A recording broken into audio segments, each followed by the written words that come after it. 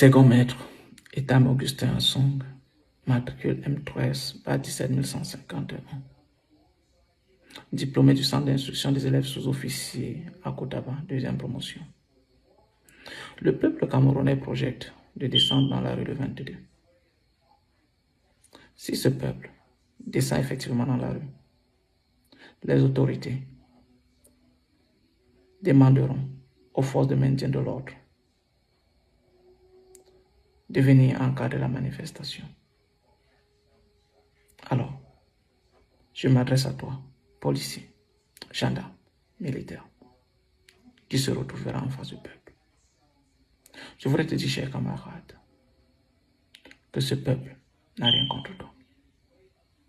Ce peuple ne te demande rien.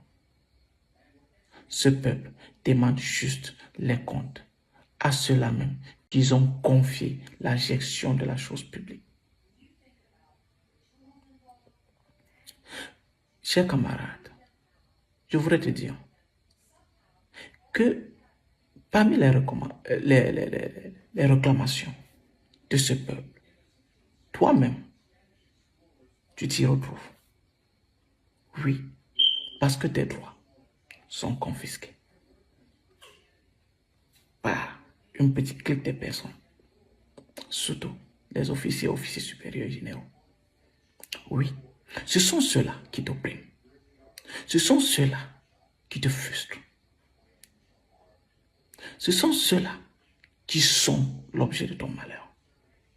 Ce sont ceux-là qui ne te permettent pas de pouvoir avoir une famille digne, d'élever tes enfants dignement. Pourquoi? Parce qu'ils te méprisent. Parce qu'ils te traitent mal. La preuve. Une fois sorti du centre d'instruction, jeune soldat, soit soldat de deuxième classe, on t'oblige à aller en location. On te chasse des camps militaires. Où trouveras-tu les moyens pour pouvoir louer une maison, soit à Yaoundé ou à Douala? Ce sont ces mêmes gens que pour que tu aies un alignement, ils te demandent 50%. Ce sont ces mêmes gens qu'ils t'envoient en mission pour 3 mois et t'abandonnent 2 ans. Ce sont ces mêmes gens qui détournent l'argent destiné à l'achat du matériel militaire. Et tu te retrouves face à l'ennemi sans matériel. Ce sont ces gens qui détournent l'argent destiné à la logistique. Quand tu es en zone de conflit, blessé, on n'arrive pas à t'évacuer. Combien de camarades ont perdu la vie devant nous parce qu'on ne pouvait pas les évacuer? Ou sont morts en cours de route? Pour eux, ta vie ne compte pas.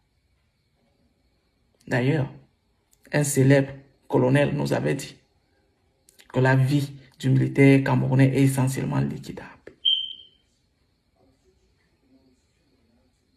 Ces gens, ce sont tes ennemis. Ce ne sont pas tes amis. Ils t'utilisent quand ils ont besoin de toi. Une fois qu'ils ont fini avec toi, ils t'abandonnent. Que sont devenus nos anciens? Qui ont lutté, qui ont donné même de leur vie pour la récupération de la presqu'île de Bakassi. Pour ceux qui ont perdu leur vie, que sont devenus leurs enfants? Que sont devenus les femmes? Et pour ceux qui sont encore vivants, qui sont même déjà en train d'aller en retraite, qu'est-ce qu'on a fait pour eux? Pourtant, quand ils combattaient dans la presqu'île de Bakassi, leur prime, ce qu'ils nous ont dit, s'élevait à 30 000. Mais on leur remettait 3 000. Oui, parce que ces détournements ont commencé depuis fort longtemps. Comme toi aujourd'hui, ta prime s'élève à 90 000, on te remet 30. Ces anciens avaient droit à 30 000, on leur remettait 3 000. Voilà ton ennemi. Tu sais comment on ne confond pas ta cible? Ce n'est pas le peuple qui est ton ennemi. Ton ennemi, c'est celui-là qui te demande 50% des soins Pourtant, tu es blessé en zone de conflit. Oui, tu défends ta nation, tu es blessé et pour qu'on te soigne, on te demande 50%. Ton ennemi, c'est celui-là qui ne va jamais t'évacuer parce que tu es personnel non officier. Même si ton cas mérite une évacuation sanitaire.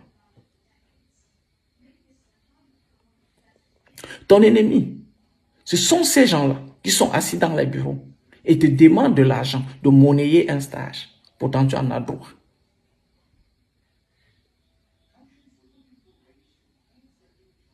Ton ennemi, ce n'est pas le peuple qui sera dans la rue.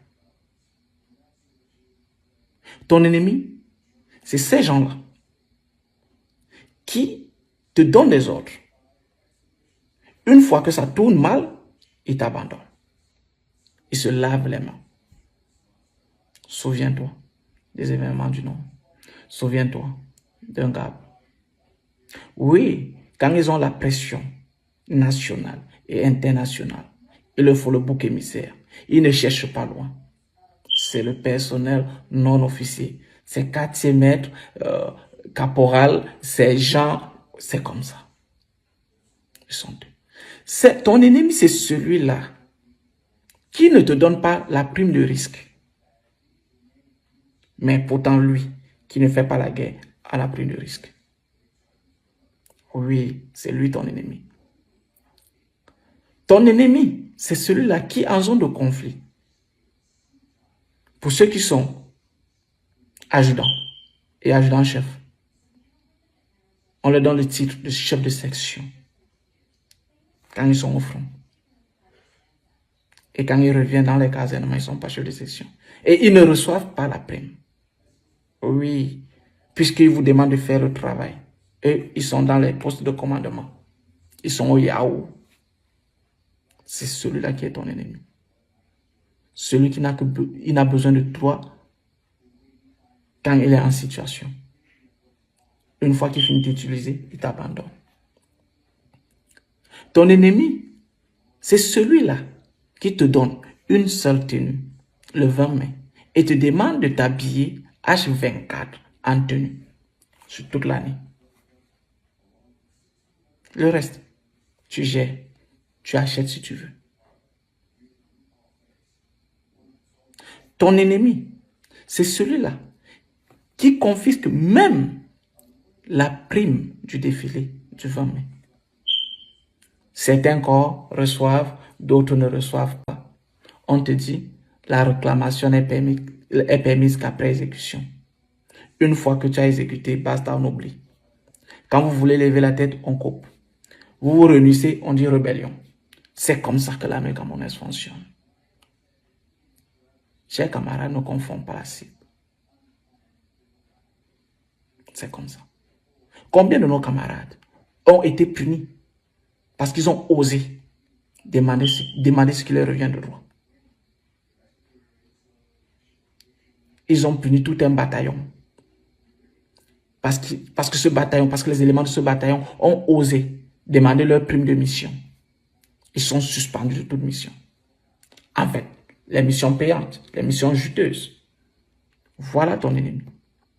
Chers camarades, quand ces gens finissent de t'utiliser, ils ne se souviennent plus de toi. Ah oui, ils ne se souviennent plus de toi.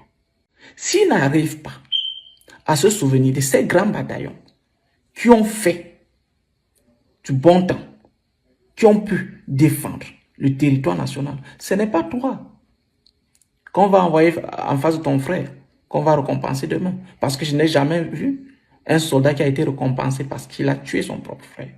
On n'a jamais octroyé une médaille à un soldat parce qu'il a combattu contre son frère. Et même si jamais on t'octroyait une telle médaille, seras-tu fier de l'aborder? Je ne pense pas. Ça sera une médaille de la honte. Chers camarades, ces gens sont des femmes politiciens. Oui, ils nous disent que l'armée est apolitique. Mais eux, le pyjama, c'est la tenue du RDPC. La preuve, quand il y a élection, ils nous baladent de poste de bureau de vote en bureau de vote pour aller voter. Je te demande, chers camarades, de faire comme moi.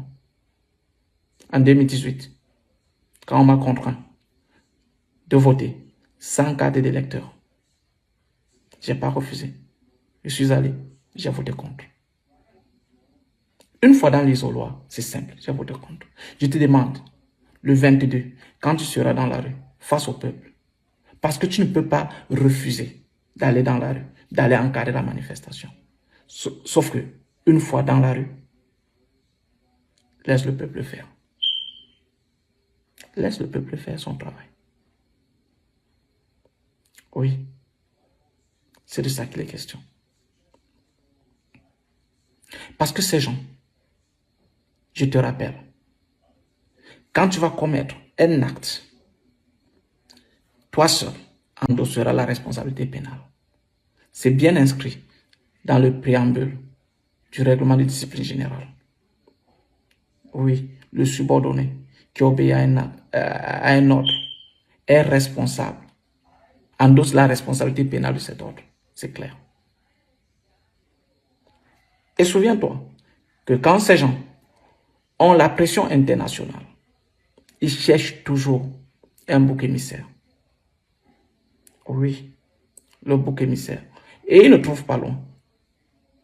C'est nous. Ils ne vont jamais citer un officier supérieur. Non. C'est nous, leur moins cher. Et souviens-toi, chers camarades, que le peuple qui se retrouvera dans la rue le 22 ne sera à main nue. Mais ce peuple a une arme. Les téléphones portables. Ils immortalisent tout. Dis-toi, qui prendront des photos, seras-tu fier de voir ton image balader dans tout le monde entier, commettant des atrocités? Je ne pense pas. Que diras-tu à ton enfant? Et même si ce régime te protège, il ne sera pas éternel. Tu pourras répondre de tes actes tôt ou tard. Chers camarades, ne confonds pas ta cible. Ta cible, ce n'est pas le peuple qui descendra dans la rue le 22. Ta cible, ce sont ces gens qui ont taillé le règlement de discipline générale en leur faveur, qui ont tout fait pour que le personnel non officier n'ait rien. Oui, bien sûr. Tu bosses toute ta carrière pour pouvoir passer officier. Après, on te sort une histoire de sous-officier de carrière. Oui. Je connais des anciens qui ont déjà passé plus de 12 ans dans le même galon d'adjudant-chef parce que le règlement est contre eux. Tu as eu tous tes diplômes militaires. Est-ce que sous-officier de carrière est un diplôme? Dans quelle école l'obtient? Qu'on me dise. Dans l'école où on obtient je ne sais pas si c'est un diplôme ou l'attestation de sous-officier de carrière. Ils le font savamment pour prendre qui ils veulent. Et comme c'est une armée de mafia, une armée corrompue, alors ils prennent les privilégiés. Quand tu n'es pas dans leur réseau, basta, tu es de côté. C'est comme ça que ça fonctionne. Sache, chers camarades, que ces gens ne sont pas tes amis. Eux-mêmes, ils le disent. Ils disent, le seul mot qu'ils savent bien dire en anglais, officer na God. C'est ça. L'officier, c'est Dieu chez eux. Ça veut dire, toi, tu n'es rien. Tu n'es rien. Absolument rien. Chers camarades, nous avons tous besoin de ce changement.